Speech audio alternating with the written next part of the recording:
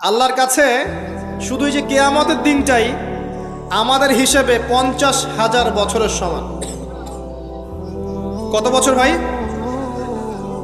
50,000 বছরের সমান একদিন, কিয়ামতের দিন।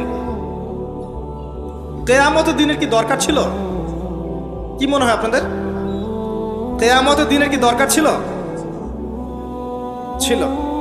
যদি কিয়ামতের দিন না থাকতো তাহলে পৃথিবীর সব জালেম পার পেয়ে যেত।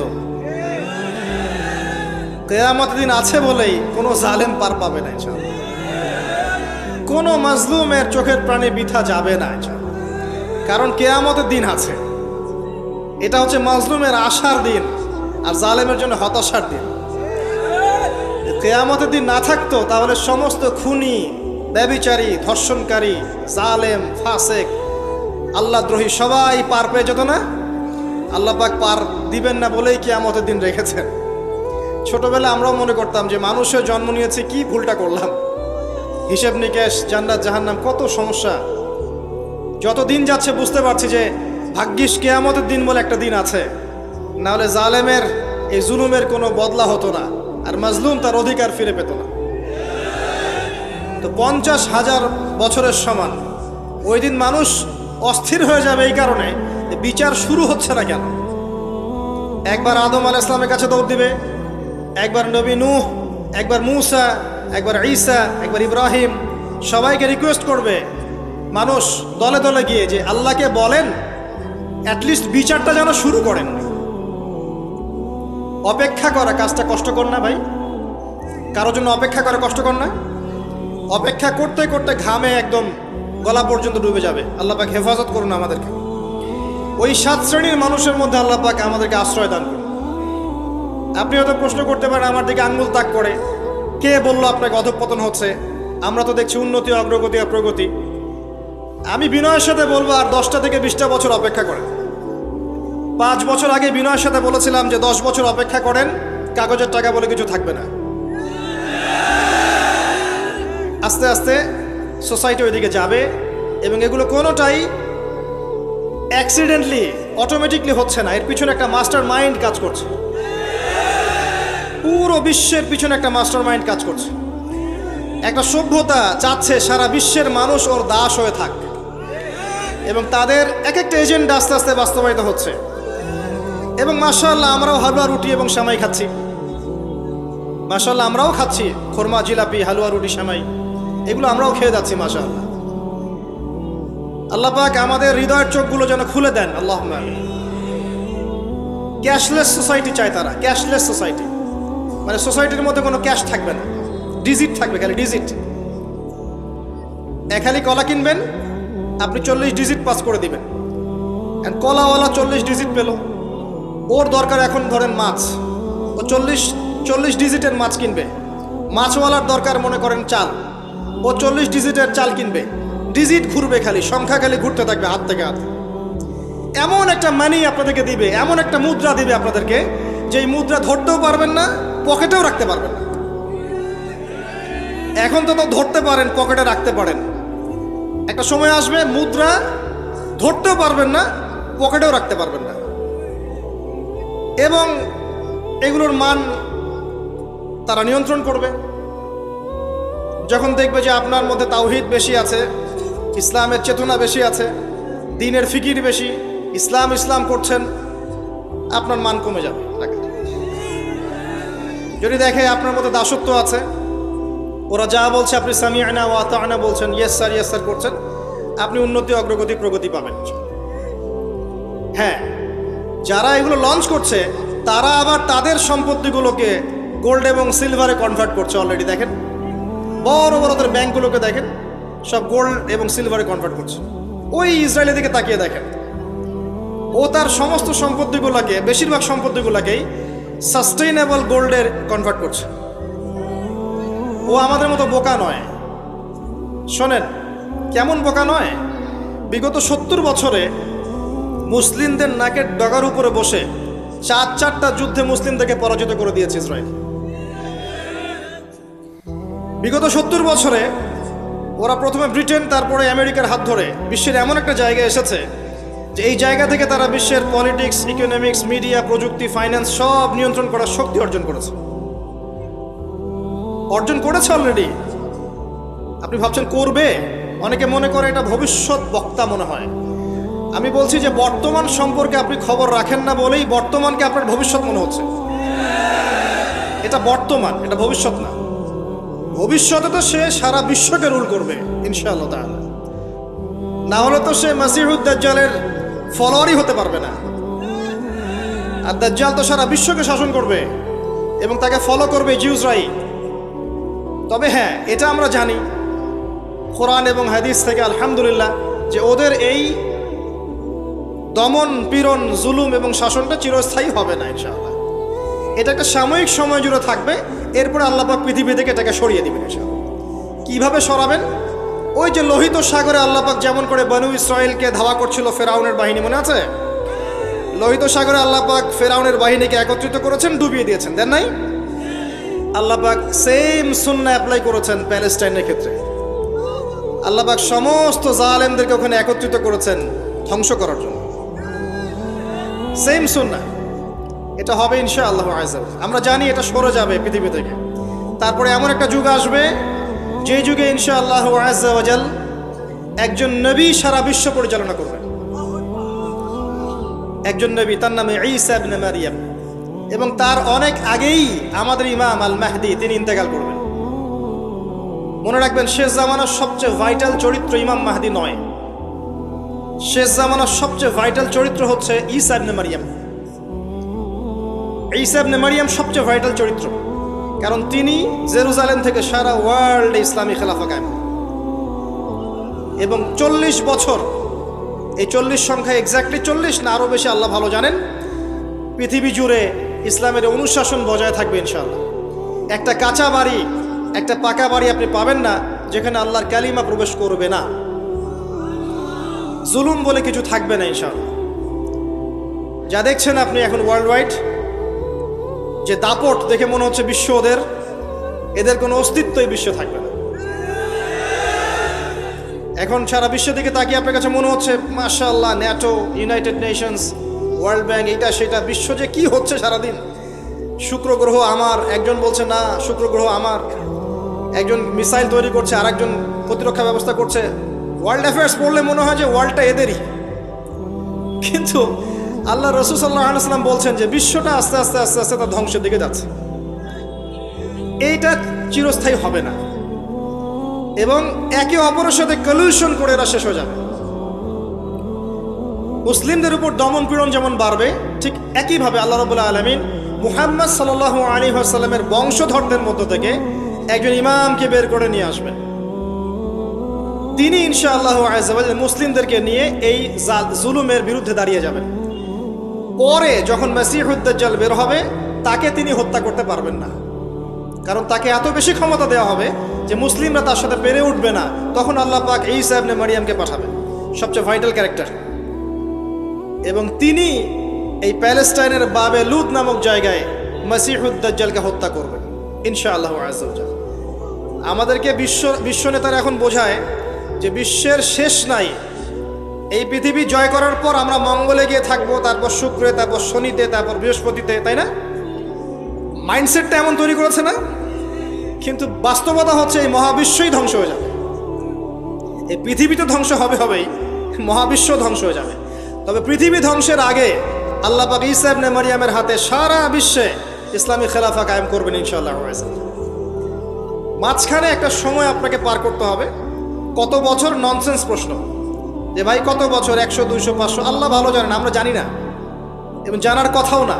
কেউ যদি বলে এত সাল, সে নিশ্চিত কাযযাব, একজন মিথ্যাবাদী, এবং এটা একটা অহেতুক কথা। এত সাল, এত বছর পর, এটা আমরা বলতে পারবো না।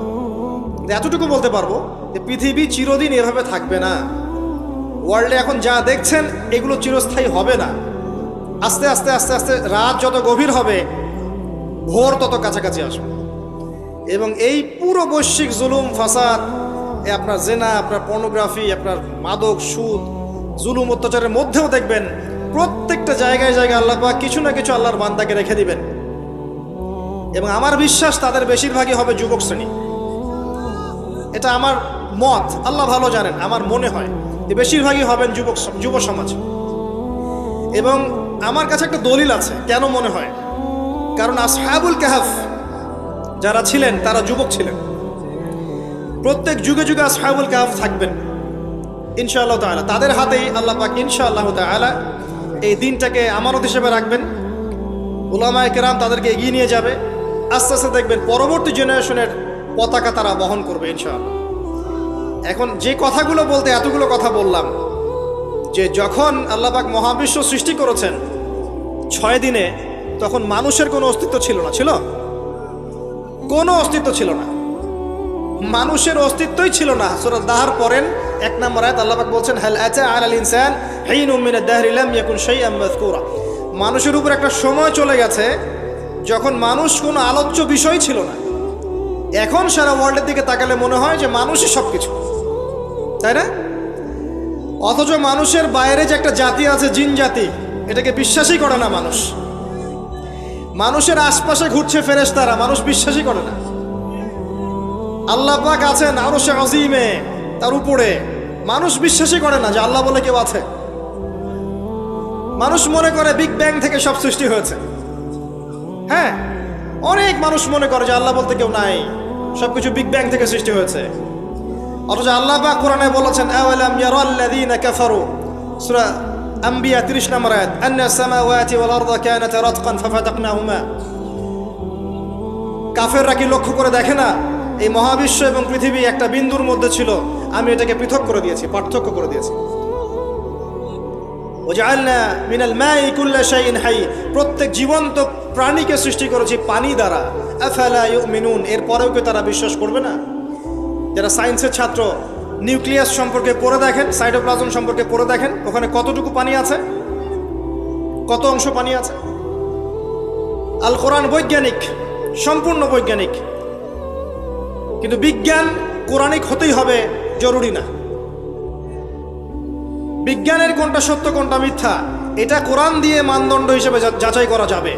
কোরআনের কোনটা সত্য কোনটা মিথ্যা এটা বিজ্ঞান দিয়ে যাচাই করা যাবে না। আল্লাহ পাক সৃষ্টি করেছেন, এরপরে মানুষকে সৃষ্টি করে একা ছেড়ে দেননি। আল্লাহ পাক প্রথমে নাম শিখিয়েছেন, সমস্ত জ্ঞান শিখিয়েছেন কাকে? আদম আলাইহিস সালামকে। ওয়াল্লামা আদামাল আসমা কুল্লাহা, মহাবিশ্বের সমস্ত নাম আমি আদমকে শিখিয়েছি। সুবহানাল্লাহ। আমাদের পিতা আদম আলাইহিস সালামের ডিএনএর মধ্যে জ্ঞান ছিল, সমস্ত জ্ঞান ছিল যা আল্লাহ পাক শিখিয়েছেন। বাই ডিএনএ আমাদের মধ্যে জ্ঞানগুলো এসেছে, এমনি এমনি আসেনি। মানুষ একটা বুদ্ধিবৃত্তিক প্রাণী না? অটোমেটিকলি কি মানুষ জ্ঞান শিখে ফেলেছে? আল্লাহ এই জ্ঞান আদম আলাইহিস সালামকে শিখিয়েছেন, তার বংশধরদের মধ্যে জ্ঞান ছড়িয়ে পড়েছে। এরপর আল্লাহ পাক জান্নাতে রেখেছেন, শর্ত দিয়েছেন কি? ওয়ালা তাকরাবু ওয়ালা তাকরাবা হাযিহিশ শাজারা, তোমরা দুজন এই গাছের কাছে যাবে না। পরীক্ষা, গাছটার নাম কি? এটা হচ্ছে ওই প্রশ্নের মতো যে ঈসা আলাইহিস সালাম কবে আসবেন। গাছটার নাম কি? এটা ওই প্রশ্নের মতো যে দাজ্জালের আসল নাম কি হবে, ইমাম মাহদী কত সালে আসবেন। এগুলো ওই প্রশ্নের মতো যে ওই গাছটার নাম কি ছিল। প্রয়োজন নাই গাছের নামের আমার। গাছটা ছিল একটা টেস্ট, পরীক্ষা। গাছের কাছেও যেও না। চলে গেলেন, কার প্ররোচনা চলে গেলেন? ইবলিস। তার নাম কি? ইবলিস। আচ্ছা, ইবলিস আমল করতো না? ইবলিস ফেরেশতাদের সর্দার ছিল না? কি কারণে আল্লাহ পাক তাকে বহিষ্কার করলেন? অহংকার, রাইট। আবা ওয়াস্তাকবার, সিজদা করি নাই। খলাকতানি মিন নার ওয়া খলাকতাহু মিন তিন, আমাকে সৃষ্টি করেছেন কি দিয়ে? আগুন। তাকে সৃষ্টি করেছেন মাটি। এটাকে বলে আত্ম অহংকার, ইগো। মনে রাখবেন, আপনার যত বড় সার্টিফিকেট থাকুক, কেমব্রিজ থেকে, অক্সফোর্ড থেকে, হার্ভার্ড থেকে বা দারুল উলুম থেকেই, যদি আপনার কাছে অনেক বড় বড় সার্টিফিকেট থাকে কিন্তু মনের মধ্যে অহংকার থাকে, আপনার মনের মধ্যে নূর আসবে না। যদি আসতো তাহলে ইবলিসের মনে আসতো। তার জ্ঞানের কোনো কমতি ছিল না, ওয়াস্তাকবার, সে অহংকার করেছিল। আর অহংকার কাকে বলে? মাতারুন নাস মাতারুল হাক্কি ওয়া গামতুন নাস, সত্যকে প্রত্যাখ্যান করা এবং অন্যদেরকে ছোট করা, আন্ডার এস্টিমেট করা। আর আমাদের সংস্কৃতি এখন হচ্ছে অন্যকে আন্ডার এস্টিমেট করা। আমাদের চরিত্রই হয়ে গেছে এমন, গীবত, তোহমত, অপবাদ, সমালোচনা, কাদা ছড়াছড়ি, চুল ছেঁড়াছেড়ি, এগুলোই সংস্কৃতি। যতক্ষণ আমরা এই কাজগুলো করতে থাকি ততক্ষণ ওই যে ইসরায়েল, সে আরো 10টা মিসাইল বানিয়ে ফেলে। এই জন্যই বলি যে আমরা মাঝে মাঝে জিলাপি খাই, খোরমা খাই, আর তারা তাদের কাজের দিকে এগিয়ে যায়। প্রথম দিকে হালুয়া রুটি বলেছিলাম, অনেকে রাগ হয়েছিল, ওই জন্য হালুয়া রুটি শব্দটা বলি না, আর বলি জিলাপি আর খোরমা খাই। এখন অনেকে রাগ হয় না। তো বাস্তবতা এমন ভাই, শোনেন, এই জায়গায় 1 মিনিট সময় দেন। একটা সময় ছিল, এই জায়গাটা খুব ভালো করে শোনেন, একটা সময় ছিল আবু বকর সিদ্দিক রাদিয়াল্লাহু আনহুর যুগ, ওমর ইবনুল খাত্তাব, উসমান বিন আফফান, আলী ইবনে আবি তালেব, উমাইয়া খেলাফত, আব্বাসীয় খেলাফত, ফাতেমি, মামলুক, কর্ডোভা, উসমানীয়, এই যে খেলাফত ছিল। স্বর্ণযুগের মধ্যে ইসলাম বেশি ছিল, আস্তে আস্তে ইসলাম কমতে থাকে, কিন্তু অ্যাটলিস্ট মুসলিমদের একটা শক্তি ছিল, মুসলিমদের একটা ল্যান্ড ছিল, একটা ইমারত ছিল, একটা জামায়া ছিল, খেলাফা ছিল, আমির ছিল, ইকোনমিক পাওয়ার ছিল, প্রযুক্তি ছিল, সামরিক বাহিনী ছিল, সব কিছু মুসলিমদের হাতে ছিল। এরপর একটা যুগ আসলো, এই যুগের বয়স বেশি দিন না, 100, 200, 300 বছর। এই লাস্ট 200-300 বছরে দেখবেন আপনি নো স্টেট, কোনো স্টেট নাই। যেগুলো আছে সেগুলো টুকরা টুকরা, পিস আপ করা, ব্রিক্স অ্যান্ড পিসেস, মানে টুকরায় টুকরায় ভাগ করা হয়েছে। কারোর সাথে কারো মহব্বত নাই, মানে ওই দেশের মানুষ মরলে এই দেশের মানুষ হাসে। এখানে আঘাত আসলে ওরা বলে যে আমি তো বাংলাদেশি না, তো বাংলাদেশের ব্যাপারে আমার নাক গলানোর দরকার নাই। তারপরে যদি সিরিয়ায় কেউ বোম মারে, পাকিস্তানের কেউ বলে ওরা তো সিরিয়ার মানুষ, আমাদের সাথে কি সম্পর্ক। প্যালেস্টাইনে কেউ মা বোনদের ইজ্জত নিলে ইরাকের মানুষ বলে যে ওরা তো প্যালেস্টাইনের, আমরা তো ইরাকের। ইউনাইটেড কোনো ফর্ম নাই, প্রথম কথা। না কোনো ইউনাইটেড নেশন, না কোনো খেলাফা, না আমির, না সবার মাঝে একটা হৃদ্যতা, না ইকোনমিক কোনো বেস, না স্বতন্ত্র মিডিয়া প্রযুক্তি, স্বতন্ত্র সিস্টেম, স্বতন্ত্র political system, economic system, media, প্রযুক্তি, আপনার সমরাস্ত্র, ওভারঅল যে বিষয়গুলো আমাদের ছিল স্বর্ণযুগে, এগুলো লাস্ট 200-300 বছরে অনেকটা কমে গেছে। এবং যখন কমে গেছে, এই সময়টুকুর মধ্যে ইসলামের বিরোধী শক্তি যারা আছে, স্পষ্ট প্রকাশ্য বিরোধী শক্তি যারা ভিতরের বাইরের, এরা এই প্রত্যেকটা সেক্টরে উন্নতি করেছে। আর আমরা এই মূল জিনিসগুলো দিকে ফোকাস না করে পড়েছিলাম কোথায়? আপোষের গীবত, আমাদের তহমত, আপোষের কাদা ছড়াছড়ি। একটা নেশনের মধ্যে সবাই ভাই না আমরা? একটা নেশন, মানে একটা নেশনে কি থাকে? ল্যান্ড থাকে, ভূখণ্ড লাগে, সার্বভৌমত্ব লাগে, জনসংখ্যা লাগে, তারপর কি লাগে? এগুলো লাগে না? সরকার লাগে। 4টা বিষয় দরকার হয়, রাষ্ট্রের সঙ্গে এগুলো পাবেন। ওভারঅল দেখবেন গভর্নমেন্ট থাকবে, প্রশাসন থাকবে, জনগণ থাকবে, আলেমোলামা থাকবে, যুব সমাজ থাকবে, তরুণ প্রজন্ম থাকবে, যুবতীরা থাকবে, বাচ্চা কাচ্চা থাকবে। এ হচ্ছে আপনার প্রজন্ম, একটা নেশন। এই নেশনের সবাই আমরা একে অপরের ভাই নই? আমরা সবাই এক জাতি না? নাকি সবাই সবার শত্রু? আমরা কি কেউ কারো শত্রু? আমরা সবাই ভাই না? আমরা সবাই কিন্তু একটা জাতি। খেয়াল করে দেখেন এখন এই এক জাতির কনসেপ্টটার মধ্যে কত ভাটা পড়েছে। এক ধর্মনেতা আর এক ধর্মনেতাকে দেখতে পারে না, এক বক্তা আর এক বক্তার সমালোচনা না করলে ভাত হজম হয় না। এক ভাই একটা দল করে, আরেক ভাই আরেকটা দল করে, এই ভাই এই ভাইয়ের ক্ষতি না করতে পারলে ঘুম হয় না। আমরা কি আপোষেই লড়াই করছি না? আমরা কি একে অপরের সাথে লড়াই করে সময় নষ্ট করছি না? পক্ষান্তরে আমাদের স্পষ্ট যারা শত্রু দেখেন ওয়ার্ল্ড ওয়াইড, তারা কি একত্রিত হয়ে আমাদের বিরুদ্ধে নাই? এই সহজ বাংলা কথাটা আমাদের বুঝে কেন আসে না যে আমরা সবাই এক, আমরা সবাই মুসলিম, এটাই আমাদের মৌলিক পরিচয়।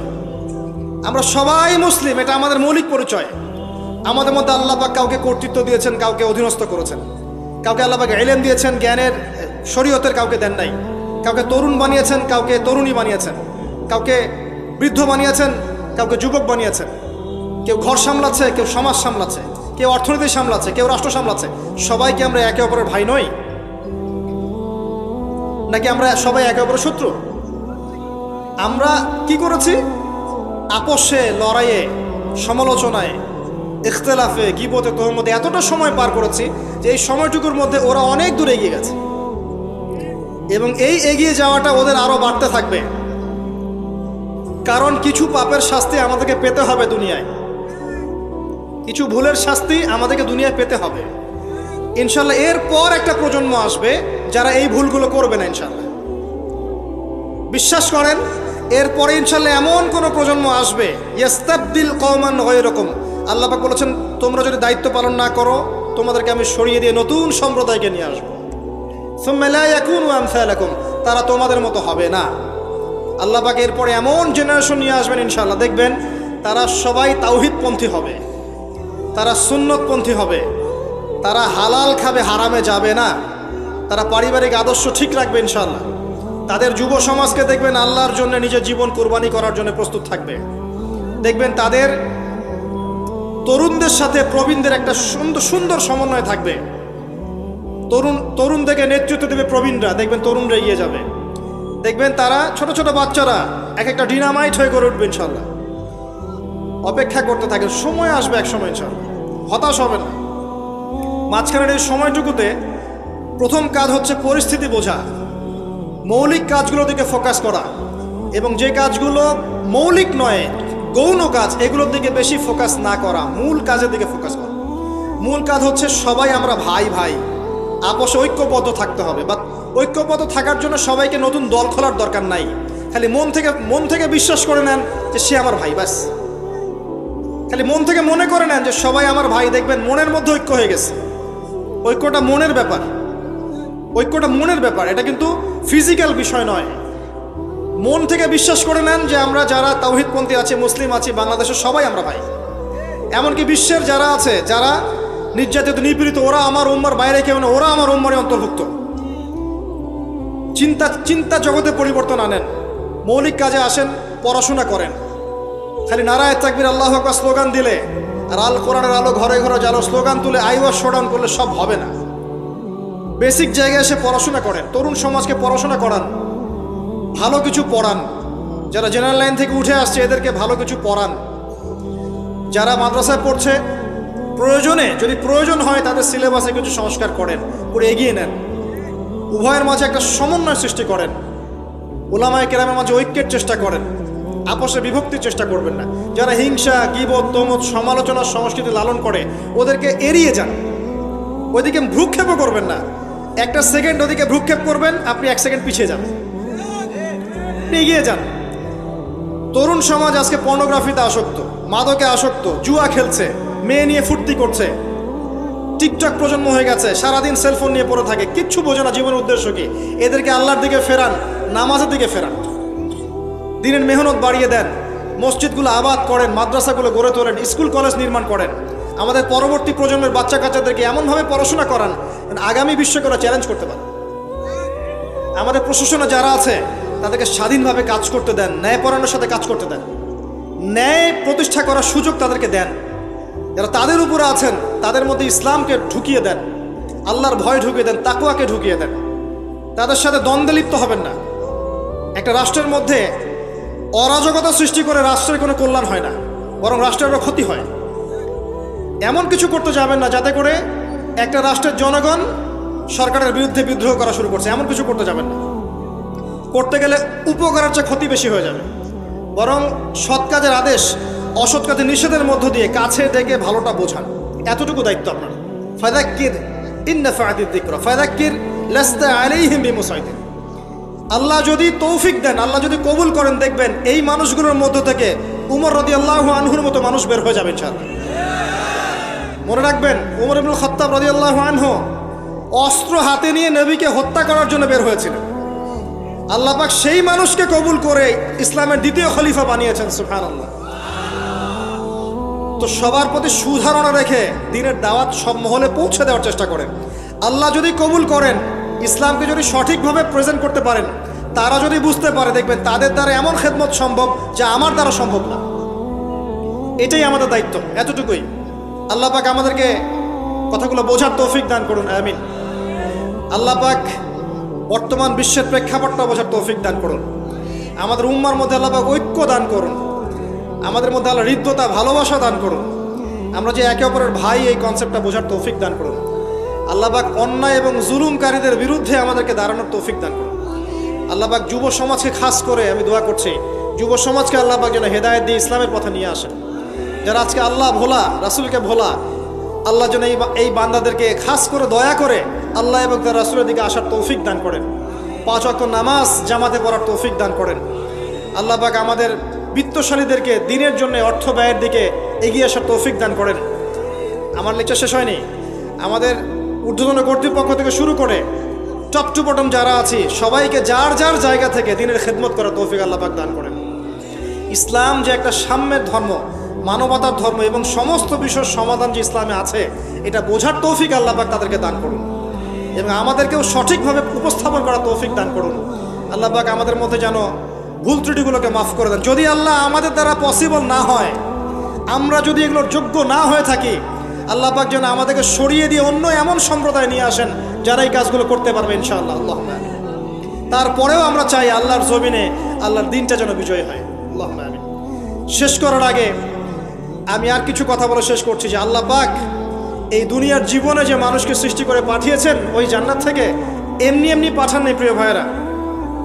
সময় আপনি পাবেন সর্বোচ্চ 60, 70, 80, 100 বা 120 বছর, এর বেশি সময় হয়তো আপনি পাবেন না। এই সময়টুকুর মধ্যে আপনার আমার কর্তব্য হচ্ছে জীবনটাকে ভাগ করে ফেলা, জীবনের কোন কোন জায়গায় কাজ করতে হবে ফিক্স করা। মনে করেন আপনার বয়স 30 বছর, শোনেন আপনাদের চেয়ে আমার তারা বেশি আছে, তারপর আমি কথাগুলো বলে যেতে চাচ্ছি। মনে করেন আপনার বয়স 30 বছর, রাত্রে ঠান্ডা মাথায় চিন্তা করেন এই 30 বছরে আপনি কি কি পাপ করেছেন, কাগজে কলমে লিখে ফেলেন। আপনি অনেকগুলো পাপ খুঁজে পাবেন। এই পাপকে 2 ভাগে ভাগ করেন, একটা পাপ আল্লাহর সাথে সম্পৃক্ত, একটা বান্দার সাথে সম্পৃক্ত। যেগুলো আল্লাহর সাথে সম্পৃক্ত, খালি 2 রাকাত নামাজ পড়ে আল্লাহকে বলেন, আল্লাহ না বুঝে না জেনে শয়তানের প্ররোচনায় পড়ে আল্লাহ জীবনে ভুল করেছিলাম, আল্লাহ ওয়াদা করছে আজকের পর থেকে কখনো এই পাপে লিপ্ত হব না। পড়বেন আস্তাগফিরুল্লাহাল্লাযী লা ইলাহা ইল্লা হুয়াল হাইয়ুল কাইয়্যুম ওয়া আতুবু ইলাইহি এবং সাইয়্যিদুল ইস্তিগফার। আপনি বিশ্বাস রাখেন আল্লাহ পাক আপনার সমস্ত গুনাহকে নেকি দিয়ে পরিবর্তন করতে পারেন। আর কিছু পাপ থাকবে মানুষের সাথে সম্পৃক্ত, কারো গীবত করেছেন, কারো টাকা নিয়ে দেন নাই, কারো মাল আত্মসাৎ করেছেন, কাউকে গালি দিয়েছেন, এগুলো মানুষের সাথে সম্পৃক্ত। তাদের কাছে গিয়ে গিয়ে ক্ষমা চাইতে হবে। এরপর আপনি পাপ মুক্ত হলেন। বাকি জীবনটাকে ভাগ করে নেন, বছরকে মাসে ভাগ করেন, মাসকে দিনে ভাগ করেন। ওই যে শুরুতে যে সুন্নাহগুলোর কথা বললাম, 24 ঘন্টা দিন রাতকে সাজিয়ে ফেলেন, সময় নষ্ট করেন না। বাকি যতদিন বেঁচে থাকবেন ডেইলি সুন্নাহ পালন করেন, আদর্শ পরিবারটা গড়েন, হালাল খান, আপনার সন্তানদেরকে বড় করে তোলেন, সমাজের উপকার করেন, রাষ্ট্রের উপকার করেন, জনগণের কল্যাণে কাজ করেন, উম্মার কল্যাণে কাজ করেন। আপনার ক্ষুদ্র ক্ষুদ্র প্রচেষ্টা ইনশাল্লাহ দেখবেন আগামী দিনগুলোতে ইসলামের বড় বিজয় নিয়ে আসবে ইনশাআল্লাহ। এর চেয়ে বেশি কনস্ট্রাকটিভ কোনো কথা বলার মতো জ্ঞানও আমার নাই।